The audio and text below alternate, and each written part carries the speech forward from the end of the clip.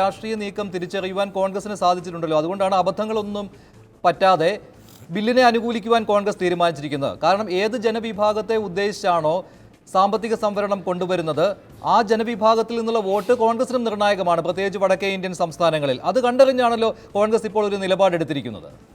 അതുകൊണ്ടല്ലല്ലോ ഞാൻ പറഞ്ഞത്. ഇപ്പോൾ ക്യാബിനറ്റ് കൂടി ഇങ്ങനെ ഒരു തീരുമാനം കൊണ്ടുവന്നു. ഇതേപോലെ വാജ്പേയി ഇന്ത്യയുടെ പ്രധാനമന്ത്രി ആയിരിക്കുമ്പോൾ അദ്ദേഹത്തിൻ്റെ ക്യാബിനറ്റും തീരുമാനം കൊണ്ടുവന്നു. പിന്നെ ആ തീരുമാനം സൂര്യപ്രകാശം കണ്ടില്ല എന്നുള്ളത് എല്ലാവർക്കും അറിയാവുന്ന കാര്യമാണ്. പക്ഷേ അങ്ങനെ ഇത് ധൃതിയിൽ നടപ്പാക്കി എന്നുള്ള കാര്യമാണ് ഇപ്പോൾ കോൺഗ്രസ് ആരോപിക്കുന്നത്. അന്ന് നടപ്പാക്കാത്തതിന് കോൺഗ്രസ് കുറ്റപ്പെടുത്തുന്നു, ഇപ്പോൾ ധൃതിയിൽ നടപ്പാക്കാൻ പോകുന്നതിനെ കോൺഗ്രസ് കുറ്റപ്പെടുത്തുന്നു. അത് നമ്മൾ ദോഷൈക ദൃക്കായി നിങ്ങൾ ഈ വിഷയത്തെ ചർച്ച ചെയ്തത്. കോൺഗ്രസിന് ഇക്കാര്യത്തിലൊരു സമീപനം ഉണ്ടെന്ന് പറഞ്ഞല്ലോ.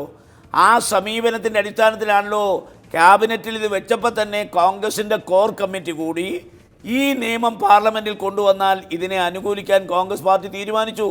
അപ്പോൾ തീരുമാനിക്കുമ്പോൾ ഇതിനകത്ത് ഒരുപാട് കാര്യങ്ങളുണ്ട്.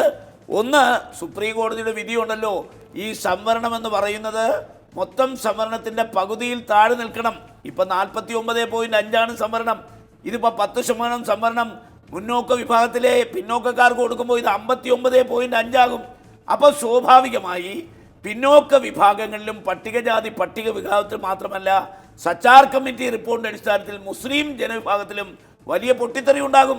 അപ്പോൾ നമ്മൾ സ്വാഭാവികം മനസ്സിലാക്കണം. അപ്പോൾ ഇന്ത്യൻ ഇവിടെ നിലവിലുള്ള ഒരു സംവരണ വിഭാഗത്തിന്റെയും സംവരണം എടുത്തു കളയാതെയാണ് ഇങ്ങനെ കൊണ്ടുവരുന്നത്. 49.5% ഒരു കുറവും വരുത്തിയിട്ടില്ല. 15% പട്ടികജാതി വർഗങ്ങൾ, 7.5% പട്ടികവർഗം, 27% OBC. ഇതിലൊരു മാറ്റവും വരുത്തിയിട്ടില്ല. നേരത്തെ പിന്നോക്ക സമുദായങ്ങൾ, മറ്റ് പിന്നോക്ക സമുദായങ്ങൾ എതിർത്തത്, ഈ ബില്ലിനെ എതിർത്ത് ആദ്യം സംസാരിച്ചതിന് പ്രധാന കാരണം അവരുടെ സംവരണ അവകാശങ്ങൾ ഹനിക്കുന്ന രീതിയിലായിരിക്കുമോ ഈ ബില്ലിന്റെ ഉള്ളടക്കം എന്നായിരുന്നു. പക്ഷെ അങ്ങനെയല്ലല്ലോ വന്നിട്ടുള്ളത്. അതുകൊണ്ടാണല്ലോ ഞാൻ പറഞ്ഞത് സുപ്രീം കോടതിയുടെ സുപ്രധാനമായ വിധി നിലനിൽപ്പുണ്ട്. സംവരണം 50% താഴെ നിൽക്കണം. അപ്പോൾ ഈ 10% കൂടെ വരുമ്പോൾ അത് 59.5 ആകുകയാണ്. അങ്ങനെ വരുമ്പോൾ ഭരണഘടനാ ഭേദഗതി വന്നാൽ പോലും അത് സുപ്രീം കോടതിയിൽ ചോദ്യം ചെയ്യപ്പെടും. ഇവിടെ പ്രധാനപ്പെട്ട ഒരു കാര്യം, ഇന്ത്യൻ പാർലമെൻറ്റിന് 2 സഭകളാണുള്ളത്. അതിൽ ലോക്സഭയിൽ പോലും ഈ ബില്ല് പാസ്സാക്കാനുള്ള ഭൂരിപക്ഷം അവർക്കില്ല. പിന്നെ രാജ്യസഭയിൽ തീരെയില്ല. ഇനി ഈ ബില്ല് ഭരണഘടനാ ഭേദഗതിയാണ്. ഇത് പാസ്സാക്കണമെങ്കിൽ 3/2 ഭൂരിപക്ഷം വേണം. ഇന്ത്യയിലെ എല്ലാ സംസ്ഥാന നിയമസഭകളും ഇത് പാസ്സാക്കണം. അപ്പോൾ സ്വാഭാവികമായി ഈ 10% സംവരണം മുന്നോക്ക ജാതിയിലെ പിന്നോക്കക്കാർക്ക് കൊടുക്കാനായിരുന്നു ഗവൺമെൻറ് തീരുമാനമെങ്കിൽ ഈ ജോയിന്റ് പാർലമെന്ററി പാർട്ടി എന്താ ഞങ്ങൾ പറഞ്ഞത്, ഇന്ത്യൻ പാർലമെന്റിൽ അംഗത്വമുള്ള എല്ലാ രാഷ്ട്രീയ പ്രസ്ഥാനങ്ങളുമായി കൂടി ആലോചിച്ചല്ലാതെ പ്രതിപക്ഷ രാഷ്ട്രീയ പ്രസ്ഥാനങ്ങളുടെ സഹകരണമില്ലാതെ ഒരു ഭരണഘടനാ ഭേദഗതി എങ്ങനെ പാസ്സാക്കുമെന്ന് അവർ പറയുന്നത്. അപ്പോൾ ഇത് പാസ്സാക്കലല്ല ലക്ഷ്യം. ഇപ്പോൾ നമുക്കറിയാം, ഉത്തർപ്രദേശിൽ 3 ബൈ ഇലക്ഷൻ നടന്നു. ലോക്സഭയിൽ 3ലും തോറ്റു. ഇപ്പോൾ അവിടെ മായാവതിയും അഖിലേഷ് യാദവും കൂടി ഐക്യമുണ്ടാക്കി പാർലമെന്റ് സീറ്റുകൾ വീതം വെച്ചു കഴിഞ്ഞു. അപ്പോൾ ഇന്ത്യൻ പാർലമെന്റിലേക്ക് 2019 നടക്കുന്ന തെരഞ്ഞെടുപ്പിൽ ഉത്തർപ്രദേശ് ഒരു ചൂണ്ടുപലകയാണ്.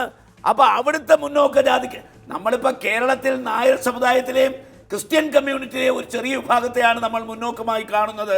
അതേസമയം വടക്കേ ഇന്ത്യയിലോട്ട് പോകുമ്പോൾ ഠാക്കൂറുണ്ട്, രജപുത്രയുണ്ട്, അതുപോലെ പട്ടേലുണ്ട്, ഇങ്ങനെ ഒരുപാട് മറാഠ ഉണ്ട്. ഈ വിഭാഗത്തിൽ ഗുജറാത്തും ഉത്തർപ്രദേശും ഇന്ന് നരേന്ദ്രമോദിയുടെ തുറുപ്പ് ചീട്ടാണ്. മുന്നോക്ക ജാതിയിലെ പിന്നോക്ക വിഭാഗത്തെ പിടിക്കാൻ 2019 മാത്രമല്ല, നമുക്കറിയാം പട്ടികജാതി പട്ടിക വിഭാഗത്തിലെ ചില നിയമങ്ങൾ ദുർബലപ്പെടുത്തിക്കൊണ്ട് സുപ്രീം കോടതി വിധി വന്നു. ആ വിധിക്കെതിരെ നിയമനിർമ്മാണം പാർലമെന്റിൽ കൊണ്ടുവന്നു. വലിയ പൊട്ടിത്തെറിയാണ് വടക്കേ ഇന്ത്യയിലെ മുന്നോക്ക സമുദായങ്ങൾ നടന്നുകൊണ്ടിരിക്കുന്നത്. അപ്പോൾ സ്വാഭാവികമായി BJPക്കെതിരായി മാറിക്കൊണ്ടിരിക്കുന്ന ആ മുന്നോക്ക വിഭാഗത്തെ കൂടെ നിർത്താൻ ഒരു തെരഞ്ഞെടുപ്പ് ഗിമ്മിക്കായി ഞങ്ങൾ ഇതിനെ കാണുന്നു.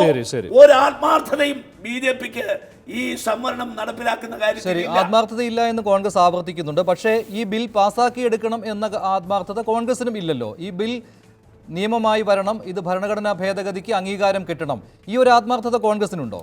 കോൺഗ്രസിന് ആത്മാർത്ഥതയുണ്ട്. പക്ഷേ ആ ആത്മാർത്ഥത കോൺഗ്രസ് കാണിക്കണമെങ്കിൽ തെരഞ്ഞെടുപ്പിനൊരു വെളിപ്പാട് അകലെ നിൽക്കുമ്പോഴല്ലല്ലോ ഈ ബില്ല് കൊണ്ടുവരുന്നത്. 4 വർഷവും 8 മാസവും ഈ രാജ്യം ഭരിച്ചിട്ട് ഇത്രയും സുപ്രധാനമായ ഒരു ബില്ല് കൊണ്ടുവരാൻ കഴിയാത്ത ആളുകൾ പാർലമെന്റിന്റെ അവസാന സമ്മേളനത്തിൽ ഇനി വോട്ട് ഓൺ അക്കൗണ്ട് പാസ്സാക്കാനുള്ള സമ്മേളനമില്ല. അപ്പോൾ കേവലം 90 ദിവസം മാത്രം മിച്ചമുള്ളപ്പോൾ ഈ ബില്ല് കൊണ്ടുവന്നത് മുന്നോക്ക ജാതിയിലെ പിന്നോക്കക്കാരുടെ പ്രേമം കൊണ്ടാണോ? ഇത് നടപ്പിലാക്കാനാണോ? ശരി, ഇത് ശരി. നടപ്പിലാക്കാനല്ല. ശരി, ഞാൻ ഇടപെടുകയാണ്.